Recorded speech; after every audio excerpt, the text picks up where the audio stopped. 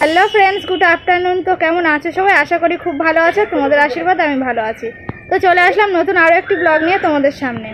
তো আজকে যাব হচ্ছে একটা বান্ধবীদের বাড়ি। তো বান্ধবীদের বাড়ি কিন্তু আমি একা যাব না, আমার সাথে সবাই যাবে। তো সবাই বলতে কে কে, চলো তোমাদেরকে একবার দেখিয়ে দিই।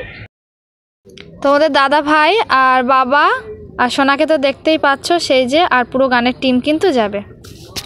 তো বান্ধবীদের বাড়িতে পুজো আছে আর বাবাদের একটু নিমন্ত্রণ আছে, কারণ বাবারা একটু গান বাজনা করবে। তো যেহেতু তোমাদেরকে আগেই বলেছি যে আমাদের গান বাজনা করা হয়, তো বাবার টিমও সব চলে এসেছে। এই যে আমরা এবারে বার হয়ে যাবো। তো আমাকে স্পেশালি খুব জোরাজোরি করছে বান্ধবী যে যখন তোর বর আসছে, যখন তোকে কিন্তু আসতেই হবে, একটা সুযোগ, আসবো করিস, তুই আসিস না, এবারে কিন্তু আসতেই হবে, ছাড় নেই। তো আমি ওকে বললাম যে ঠিক আছে চ। এই যে সোনা কিন্তু খুব ব্যস্ত যাওয়ার জন্য। তো সবাই রেডি হয়ে গেছি আর অপেক্ষা করছি কিন্তু গাড়ির জন্য। তো গাড়ি আসলে কিন্তু আমরা রওনা দিয়ে নেবো। তো গাড়ির জন্য অপেক্ষা করছিলাম আর গাড়ি এসে গেছে। তো চলো এবারে গাড়িতে ওঠা যাক, বাকি কথা কিন্তু ওখানে গিয়ে হবে। ততক্ষণে তোমরা আমার সঙ্গে থেকো।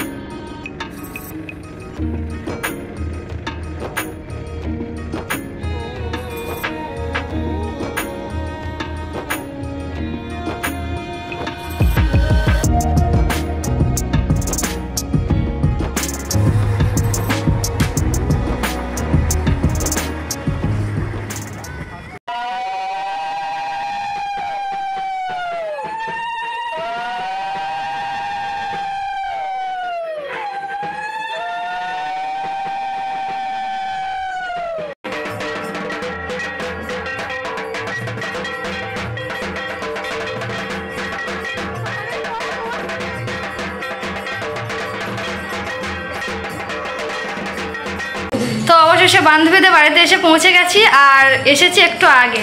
তো ঠাকুর আনতে গেছিলাম, ওই জন্য তোমাদেরকে ভালো করে দেখানোও হয়নি। তো চলো আমার বান্ধবীকে একবার দেখিয়ে দিই, যেহেতু আজকে ভীষণ ব্যস্ত, ওকে ক্যামেরার সামনে কতটা আনতে পারবো জানি না। তো চলো একটু দেখিয়ে দিই। তো এই আমার বান্ধবী, তো দেখো আজকে ভীষণ কাজে ব্যস্ত, সময় একদম দিতে পারছে না। তো চলো তোমাদের সাথে একটু পরিচয় করিয়ে দিই। হ্যালো গাইস, কেমন আছো তোমরা সবাই? আজ আমার বান্ধবী আমাদের বাড়িতে এসেছে, তো খুব খুশি, ভীষণ তার সাথে আমিও খুব খুশি। হ্যাঁ, বাপের বাড়িতে যাই ঠিকই, বিয়ের পরে কিন্তু সবার সাথে সবার দেখা হয় না, কারণ ও যখন যায় আমি তখন যাই না, আমি যখন যাই অবশ্যই যাওয়া হয় না। তো জ্যৈষ্ঠী মাসে মনে হয় এক জায়গায় হয়েছিল, তাই তো জামাই ষষ্ঠীতে সেই দেখা। তো এই 5 মাস কেটে গেল, তারপরে সুযোগ পড়লো বাড়িতে আসার, এসেও গেলাম। তো চলো এইভাবে এনজয় করতে থাকি, ব্লগটা দেখতে থাকো তোমরা, চলো সঙ্গে থেকো। হ্যাঁ, অনেক দিন ধরে চেষ্টা করছিলাম বান্ধবীর বাড়ি আসার জন্য, কিন্তু হয়ে উঠিনি। কেন বলো তো? কারণ বাড়িটা অনেকটাই দূরে, আর এক জায়গায় হতে গেলে দেখবে কিছু না কিছু একটা ইস্যু লাগে। তো সবই তারই কৃপা। তো যাই হোক, এবারে একে একে পরিচয় করিয়ে দিই বান্ধবীর বাড়ির ফ্যামিলির সঙ্গে। যেহেতু আমার বান্ধবীর নাম ঝুমা, তোমাদেরকে আগেই বলেছি। তো এটা হচ্ছে ঝুমার হাজব্যান্ড, এটা হলো ঝুমার মেয়ে, আর ইনি হলেন ঝুমার শ্বশুর মশাই, আর ইনি হলেন ঝুমার শাশুড়ি মা। চলো ফ্যামিলির বাকি মেম্বারদের সাথে মিট করায়। তো এটা হলো ঝুমার মাসি শাশুড়ি, আর পাশে দেখছে ওটা হচ্ছে ঝুমার ননদ, আর এখানে মেসো মশাই বসে আছে, মানে ঝুমার মেসো শ্বশুর। আর এই যে পুচকুটাকে কোলে নিয়ে দাঁড়িয়ে আছে, এটা হচ্ছে ঝুমার নন্দাই। তো চলো, যে কারণে এখানে আসা, তো বান্ধবীর বাড়িতে কালী পুজো, তোমাদেরকে তো আগেই বলেছি। তো ঠাকুরটাকে একটু দেখিয়ে দিই, আর ডেকোরেশনটা কেমন করেছে চারিদিকে সেটাও ভালো করে দেখিয়ে দিই। আর তোমরা কিন্তু অবশ্যই আমাকে কমেন্ট করে জানিও যে কেমন করেছে ডেকোরেশনটা। আর এদিকে তোমাদের দাদা ভাইরা কী করছে চলো দেখিয়ে দিই।